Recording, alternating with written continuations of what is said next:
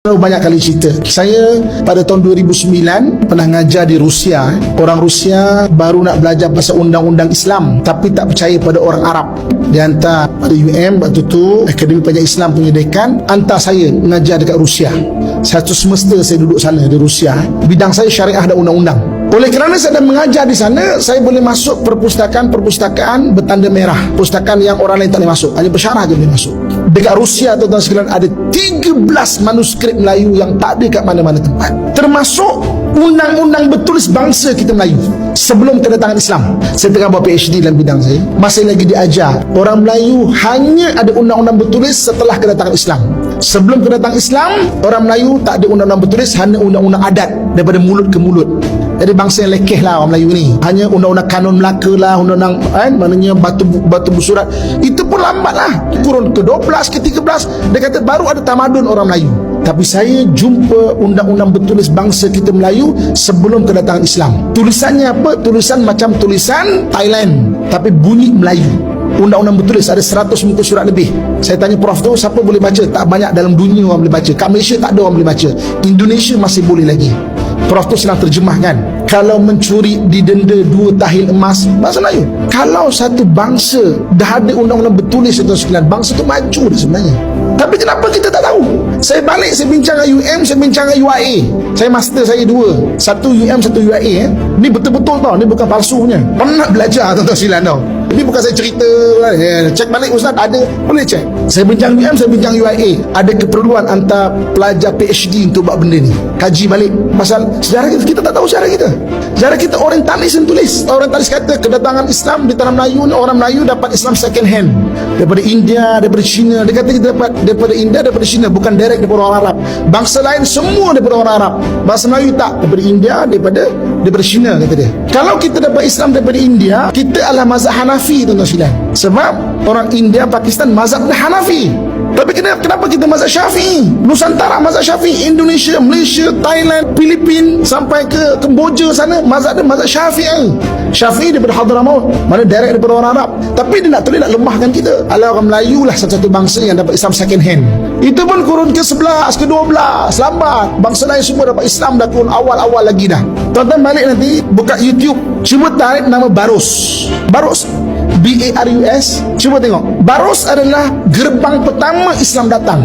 Sampai ada kajian kata waktu Rasulullah hidup lagi, sahabat dah sampai Barus. Kenapa orang Arab pergi ke Barus? Sebab di Barus ada satu bahan terbaik memandikan mayat, iaitu kapur Barus. Bangsa Arab panggil kapur Barus dengan fansur.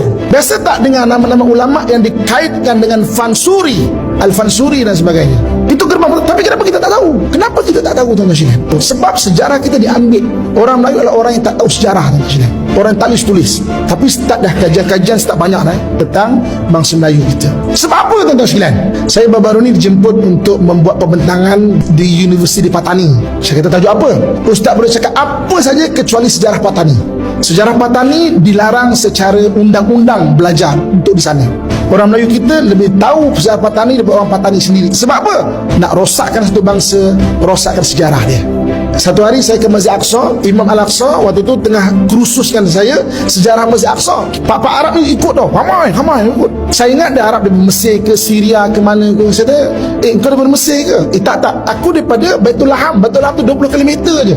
Kau tak pernah tahu ke sejarah Masjid Aqsa? Tak, kami dilarang untuk belajar sejarah Masjid Aqsa. Kau tanya anak-anak kami ni, kami lebih tahu what is capital of Zimbabwe daripada Masjid Aqsa sendiri. Dilarang secara undang-undang. Macam kita orang Melayu kita tak tahu sejarah kita, tuan-tuan sekalian.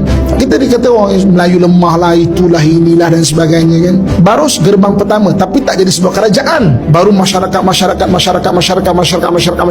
Apa orang tulis? Raja Islam, baru semua Islam. Mustahil satu Nusantara pun Islam, tuan-tuan sekalian. Dan apa orang tulis kata? Pendakwah datang berdagang sambil-sambil berdakwah. Mustahil pekerjaan sambil-sambil boleh Islam satu Nusantara. Mustahil. Mereka datang berdakwah sambil-sambil berdagang. Bukan berdagang sambil-sambil berdakwah. Mustahil. Sambil-sambil tu part time punya kerja.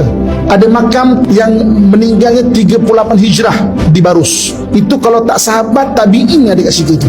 Jumpa makam sahabat dekat China, di Guangzhou. China ni Islam dikepung. Satu grup daripada laut, Spice Route, satu grup daripada darat, Silk Route. Spice Route ni dipimpin oleh Abdullah bin Abi Waqqas, adiknya Sa'ad bin Abi Waqqas. Sa'ad bin Waqqas dimakamkan di Madinah, di Baqi'. Adik dia yang ada kat situ. Daripada Silk Route, dua sahabat bernama Sayyidina Qis dan Sayyidina Qas, makamnya di Yugur. Suatu orang Yugur pegang kuat Islam, barakah sahabat dekat situ tu. Kerana mereka bertemu di tengah-tengah di Xi'an.